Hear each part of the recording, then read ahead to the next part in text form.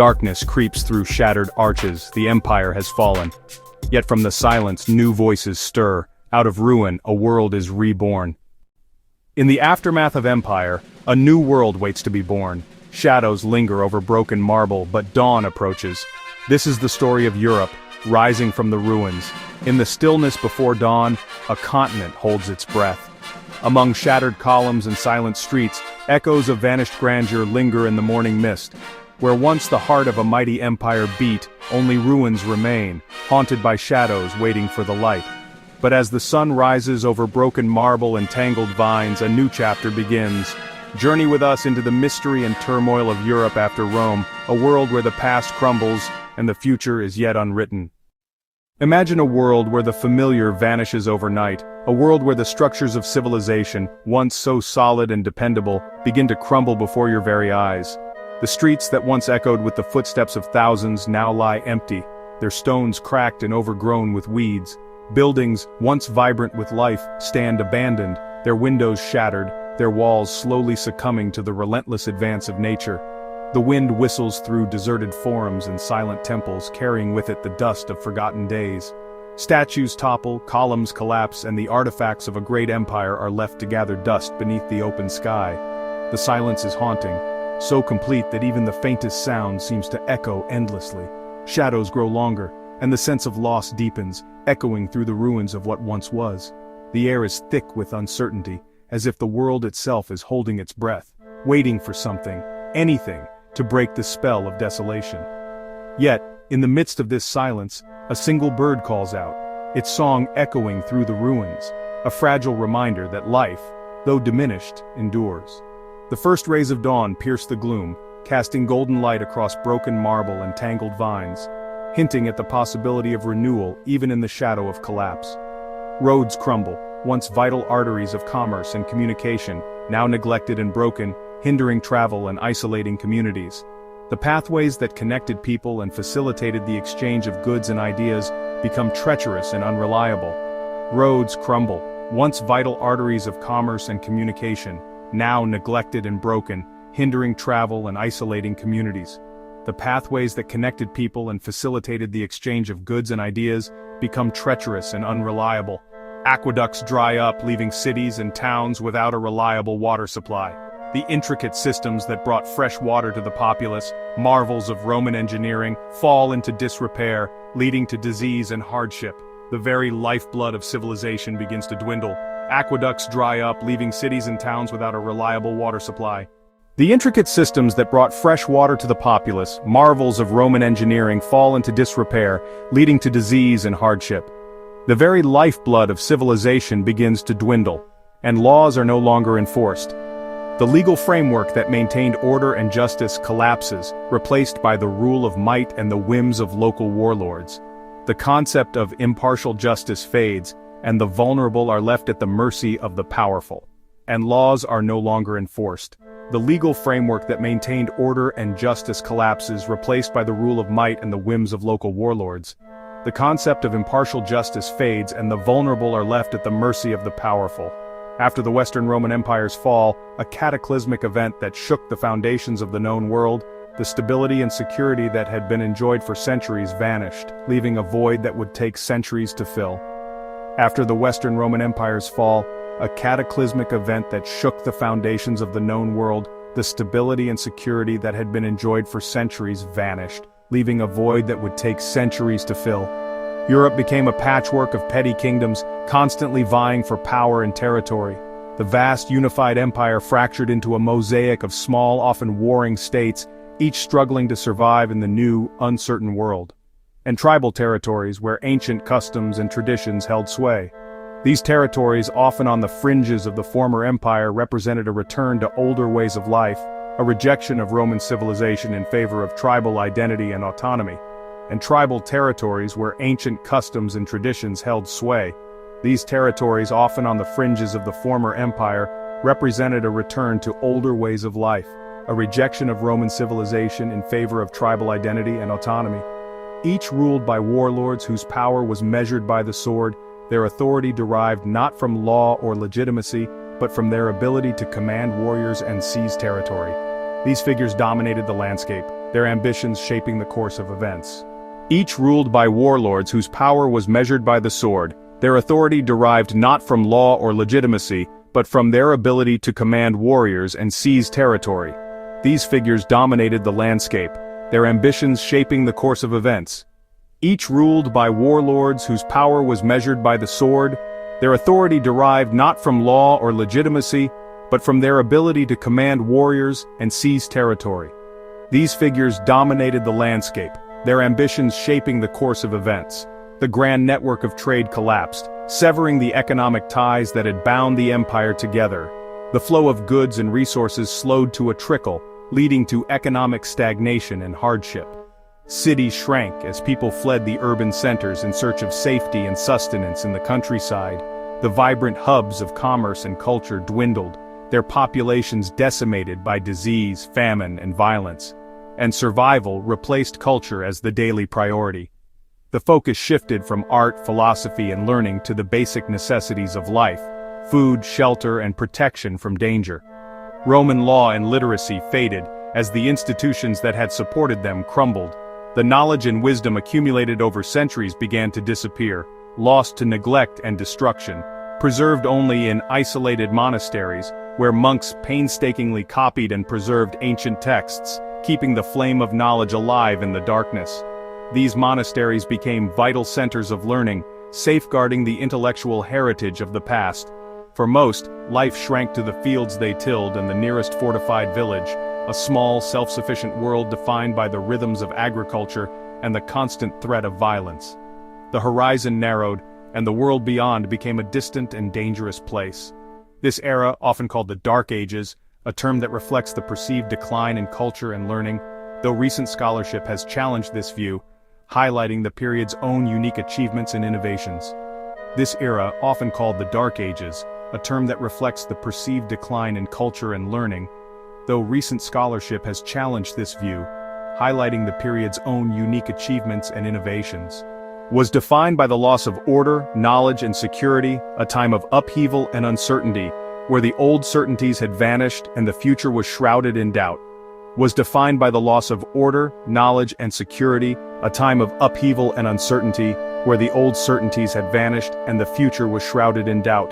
The ruins of Rome stood as haunting reminders of a lost golden age, a testament to the grandeur and sophistication of a civilization that had passed, a constant reminder of what had been lost. Into this fragmented landscape, new waves of invaders would soon arrive, further destabilizing the region and adding to the existing chaos. These newcomers, driven by their own ambitions and needs, would reshape the political and cultural landscape of Europe. Into this fragmented landscape, new waves of invaders would soon arrive, further destabilizing the region and adding to the existing chaos. These newcomers, driven by their own ambitions and needs, would reshape the political and cultural landscape of Europe, turning anxiety into terror as communities braced themselves for the arrival of these new threats, unsure of what the future held. The fear of the unknown loomed large, casting a shadow over the lives of ordinary people, turning anxiety into terror as communities braced themselves for the arrival of these new threats, unsure of what the future held. The fear of the unknown loomed large, casting a shadow over the lives of ordinary people, turning anxiety into terror as communities braced themselves for the arrival of these new threats, unsure of what the future held. The fear of the unknown loomed large, casting a shadow over the lives of ordinary people. Europe was forced to forge a new way of life from the ashes of the old, a slow and painful process of rebuilding and adaptation, as the continent gradually emerged from the shadow of Rome and began to chart its own course. Before Rome's final collapse, a new terror swept in from the steppes: the Huns. Masters of mounted warfare, they struck with speed and ferocity, leaving devastation in their wake. Their raids displaced entire tribes, pushing Goths, Vandals, and Franks into Roman lands and hastening the empire's unraveling. Attila, their infamous leader, was called the Scourge of God, a living nightmare for Europe. The Huns' unpredictability and mobility made them nearly impossible to defend against. Though their empire was short-lived, they shattered the old order and set the stage for future invasions. The memory of Hunnic terror lingered, fueling the need for local protection and strong fortifications. Centuries later, a new threat emerged from the sea: the Vikings. With their swift longships, they raided deep into Europe, targeting monasteries and towns, spreading fear and chaos. Their brutality became legendary, but the Vikings were also traders, explorers, and settlers. They established settlements from England to Ireland and opened trade routes stretching to the Middle East. Their dual identity as raiders and merchants reshaped Europe's economy and culture. In response, European leaders built navies and castles, shifting power to local lords for protection. The Viking threat accelerated the move toward decentralized local defense. The age of the Vikings forced Europe to adapt, or perish. As Europe adapted to the Vikings, a new menace appeared from the east, the Magyars. Expert horsemen, they launched lightning raids from the Carpathian Basin, terrorizing Central and Western Europe. Their tactics, feigned retreats and swift attacks, devastated slow, feudal armies. The countryside, not cities, bore the brunt of their plundering, with villages and monasteries targeted for wealth and captives. The annual Magyar raids created a climate of constant fear. Only after Otto I's victory at Lechfeld in 955 did the raids end, leading the Magyars to settle and become the nation of Hungary. Their onslaught spurred military innovation and further entrenched the need for local defense. Europe's landscape and psyche was forever changed. For ordinary people, life was defined by insecurity and fear. Travel was dangerous and communities clustered in defensible locations, abandoning the open villas of Rome. Most people were peasants, their world limited to the manor and dictated by the seasons. News was scarce, often arriving as rumors or tales from refugees. Castles, initially simple wooden structures, became the era's defining feature, offering refuge from raids. The local lord's castle symbolized safety in a world of chaos. People traded freedom for protection, binding themselves to those who could defend them. This exchange of labor for security became the foundation of feudal society. The memory of Rome faded, replaced by the immediate reality of local power. The collapse of empires left a void, a vacuum of power that plunged Europe into an era of chaos and uncertainty. The once stable world descended into fragmented territories, constant warfare, and widespread insecurity. But from the depths of this turmoil, a new order emerged, slowly and organically: feudalism. It wasn't a planned revolution, but rather a gradual adaptation to the harsh realities of the time. Kings, often weak and lacking the infrastructure and resources to effectively control vast territories, faced a daunting challenge. Their authority was limited, and their reach was often confined to relatively small areas. To maintain some semblance of control and ensure the defense of their realms, kings strategically granted land to powerful nobles, individuals who possessed the military strength and resources to govern local regions. This land was not given freely. It came with a binding agreement, in exchange for unwavering loyalty and, crucially, military service. These nobles became the king's vassals, bound by oath to support him in times of war and peace. These lords, now possessing significant land and power, in turn, subdivided their lands further, creating a tiered system of land ownership and obligation. They parceled out portions of their estates to lesser nobles and knights, warriors who pledged their service to the lord in exchange for land and protection. This created a complex web of personal obligations, a hierarchical structure where each individual owed service and loyalty to someone above them, forming a chain of command that extended from the king down to the lowliest peasant. At the very bottom of this social pyramid were the peasants, the vast majority of the population, who were bound to the land, tied to the estates of their lords. These peasants worked tirelessly in the fields, providing the labor and resources that sustained the entire system, in return for the lord's protection from bandits, invaders, and other threats. In this decentralized system, power was fragmented and local, residing not in a central government but in the hands of individual lords who controlled their own territories. The glue that held this society together was not a codified legal system, but rather a network of personal oaths and promises, sworn before God and witnesses, binding individuals to their lords and to each other. The manor, the lord's estate, became the center of life for the surrounding community, the focal point of economic, social, and political activity. Within the manor, the lord acted as judge, settling disputes and dispensing justice, as protector, defending the community from harm, and as ruler, making decisions that affected the lives of everyone within his domain. In essence, peasants surrendered a degree of freedom in exchange for the promise of safety and security, a trade-off that reflected the precariousness of life in the medieval world. Meanwhile, knights and nobles, the warrior class, maintained order through the threat and use of force, ensuring that the obligations of the feudal system were upheld. Though often brutal and unequal, this system provided a degree of stability in a violent and uncertain world, offering a framework for social organization and defense. This newfound, albeit localized, stability allowed society to slowly rebuild after centuries of turmoil, laying the foundation for future growth and development. Feudalism was not a system that was consciously designed or implemented. It wasn't the product of grand strategy or philosophical ideals. Instead, it evolved organically, a pragmatic response to the challenges and opportunities presented by a fragmented and dangerous world. It was born out of necessity. It was a harsh and often unforgiving system, but it proved to be an effective response to centuries of insecurity, providing a framework for survival and eventually recovery. Feudalism was built on the exchange of land for loyalty and service. The ceremony of homage and fealty bound vassal to lord in a personal, hierarchical relationship. The manor was a self-sufficient world, with the lord as lawgiver and protector. Knights trained for war from childhood, funded by the land they received. The military class formed a powerful aristocracy, defending their lands and Christendom. For peasants, the bargain was clear labor in exchange for safety. This system, though unequal, offered a solution to the era's insecurity.